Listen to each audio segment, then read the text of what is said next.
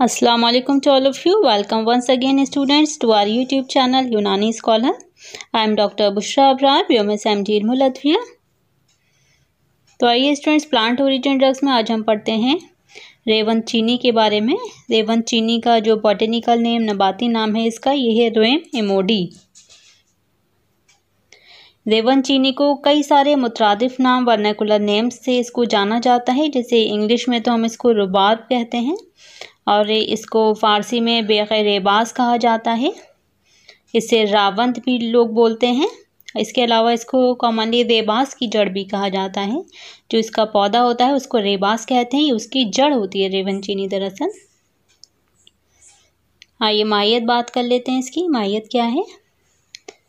तो रेवन चीनी जैसा कि अभी हमने बताया, ये एक पौधे की जड़ होती है ये, और रंगत में ये जर्द स्याही माइल होती है, जैसा कि आप लोग तस्वीर में देख सकते हैं। और इसके मज़े की बात की जाए तो मज़ा इसका बहुत ख़राब सा तल्ख होता है इसका। और इसकी बू यानी कि स्मेल जो होती है, इसकी स्मेल भी तेज़ किस्म की होती है। लेकिन अगर इसकी एक पहचान ये कि अगर हम इसको मुंह में रख के थोड़ा सा चबाएं तो जो हमारा लुआब होता है, जो थूक होता है, ये उसके रंग को भी जर्द कर देती है। और यही एक तरह से इसकी शनाख्त भी हो सकती है। इससे हम इसकी पहचान कर सकते हैं कि ये असली रेवन चीनी है या नहीं। इसकी कई सारी किस्में होती हैं, लेकिन इसमें जो रेवन चीनी है ये चीन में ही पाई जाती है, इसीलिए इसको हम रेवन चीनी कहते हैं। हिंदुस्तान में इससे मिलती जुलती रेबास की जड़ पाई जाती है, जिसको हम रेवन चीनी नहीं कहते हैं बल्कि उसको हम रेवन हिंदी कहते हैं। जो चीन में पाई जाती है उसकी इफादियत ज़्यादा होती है, इसीलिए अतिब्बा ने इसके नाम के साथ ही उस जगह का भी नाम को ऐड कर दिया है जहाँ की रेवन चीनी ज़्यादा अच्छी होती है।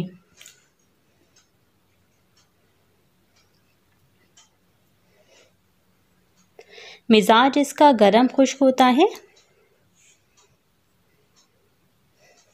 इसके अफ़ाल की बात की जाए तो इसके अफ़ाल में बहुत ज़्यादा आप लोगों को एक नई चीज़ देखने को मिलेगी कि इसमें दो अपोजिट एक्शन एक साथ पाए जा रहे हैं एक ही दवा में, या आपको किसी और दवा में अब तक अभी आपने नहीं पढ़ा होगा कि एक ही दवा मुस्हिल भी नज़र आ रही है, आपको ख़ाबिस भी है कि ये कैसे हो सकता है। चलिए बताएंगे अभी। इसके काफ़ी सारे एक्शन हैं।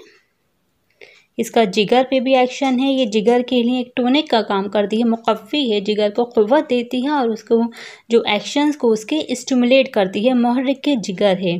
इसके अलावा हमारे जीआईटी पर भी एक्ट करती है। हमारा जो जीआईटी सिस्टम होता है उसको भी ये मुक़व्वी एक्शन रखती है, उसको ताकत देती है, यानी कि उसके जो फंक्शंस होते हैं उसको इम्प्रूव करती है, बेहतर बनाती है। इसके अलावा रेस्पिरेटरी सिस्टम पर भी इसका इफ़ेक्ट है, मुनफ़िस से बलगम एक्शन रखती है। और ये मुद्रे बॉल व हैज़ है, यानी कि अगर किसी का पेशाब वगैरह रुक जाता है तो उसमें भी हम इसको इस्तेमाल कराएंगे, अभी यूज़ में हम इसके पढ़ेंगे। इसके अलावा ये मुस्हिल है और ये काबिज़ भी है। अगर हम इसको कम मिक़दार में इस्तेमाल कराएंगे मरीज़ को तो ये काबिज़ एक्शन रखती है, लेकिन इसकी ख़ास बात ये होती है कि अगर हम इसको ज़्यादा मिक़दार में इस्तेमाल कराएंगे तो फिर ये मुस्हिल एक्शन रखती है। इस तरह से इसके अंदर एक ही दवा में दो अपोजिट एक्शन हमें देखने को मिलते हैं। ये डिफरेंट मिक़दार खुराक पे हमें डिफरेंट एक्शन इसके देखने को मिलेंगे। और अगर इसको हम एक्सटर्नली इस्तेमाल कराएं तो ये जाली एक्शन रखती है। इसको हम मुख्तलिफ़ जल्दी अमराज में, दाग धब्बों में हम इसका इस्तेमाल कराते हैं ज़िमात बनाकर।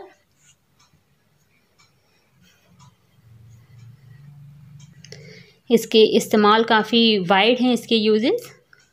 जैसे हम इसको यरखान में, यानी कि जैसे हमने इसको पढ़ा अफ़ाल में, ये मुक़व्वी मुहर्रिक जिगर है, तो जिगर से मुतालिक जो भी बीमारियां होंगी, अमराज होंगी, उन सभी में हम इसको इस्तेमाल कराएंगे। जैसे हम इसको यरखान में यानी कि जॉइंटिस में, इस्तिस्का यानी कि एसाइटिस में अकुमुलेशन ऑफ फ्लूइड, जो कि एक लिवर डिसऑर्डर की वजह से ही होती है बीमारी। इसके अलावा वर्म जिगर यानी कि हेपेटाइटिस में, ज़ोफ़े जिगर में, इसके साथ साथ ज़ोफ़े तिहाल में भी हम इसको इस्तेमाल कराते हैं। इसको हम सफ़ूफ़ बना के भी इस्तेमाल करा सकते हैं, या फिर इसका जो शांता बनाकर भी मरीज़ को इस्तेमाल कराते हैं अमराज में। इसके अलावा इसको ज़ोफ़े मैदा व अमा में, खांसी में और ज़ेक़ुन नफ़्स यानी कि अस्थमा की कंडीशन में भी हम इसको इस्तेमाल कराते हैं, क्योंकि ये मुनफ़्फ़िस बलगम भी इसका एक्शन है।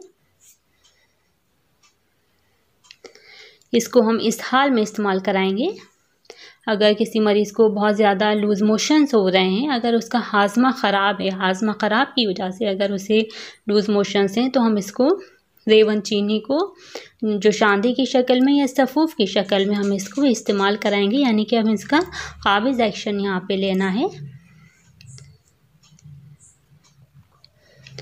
दूसरा है वजाउल कुल्लिया, यानी कि अगर कुल्लिया यानी कि रीनल पेन है अगर, और या फिर वजाउल मसाना यानी कि हमारे ब्लैडर में अगर पेन है, तो उन पेन को रिलीफ देने के लिए भी रेवन चीनी का इस्तेमाल कराया जाता है। ये दर्द में तस्कीन देता है गुर्दे व मसाने के।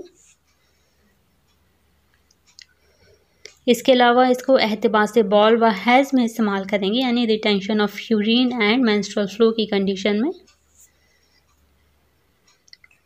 और जैसा कि हमने इसका एक एक्शन पढ़ा, अगर हम इसको एक्सटर्नली यूज़ कराएंगे तो ये जाली एक्शन रखती है, यानी डिटर्जेंट एक्शन रखती है। इसी एक्शन की बिना पर हम इसको कलफ, नमश, दाग धब्बों पर, स्किन पे जो छोटे छोटे नुक्ते हो जाते हैं, कलफ हो जाता है, नमश, झाइयाँ आ जाती हैं, दाद हो जाता है, तो उन सभी में हम इसका सफ़ूफ़ बना के सिरके के साथ मिला के इसका ज़मात बना के हम एक्सटर्नली उन दाग धब्बों पर लगाते हैं।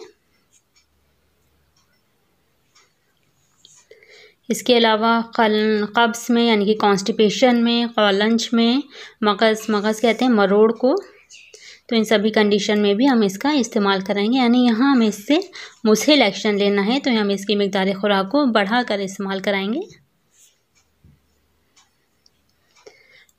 जो इसकी इन सभी अमराज में, जैसे हमने रेस्पिरेटरी ट्रैक्ट में पढ़ा, जीआईटी में और जिगर के अमराज में, उन सभी अमराज में हम इसकी मिक़दार खुराक जनरली 3 से 5 ग्राम हम देते हैं, चाहे इसका सफ़ूफ़ करके जो शांदा बनाया जाए या सफ़ूफ़ की फॉर्म में हम इसको मरीज़ को दें। लेकिन अगर हमें इसे मुस्हिल के तौर पे इस्तेमाल कराना है तो भी हम इसकी यही मिक़दार खुराक देंगे, 3 से 5 ग्राम।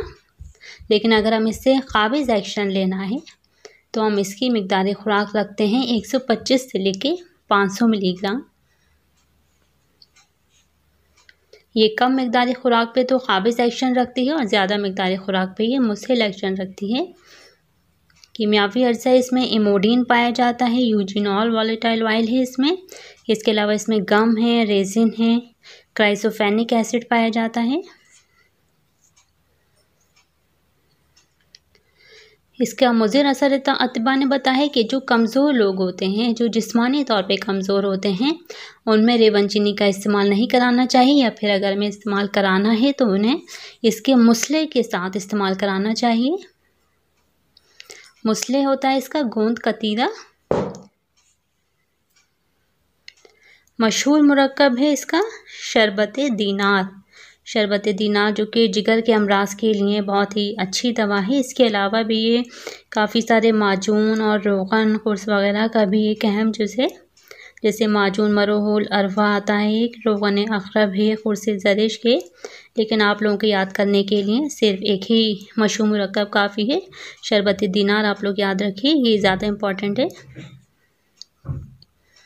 Okay students, thank you. मिलते हैं नेक्स्ट वीडियो में। अल्लाह हाफ़िज़।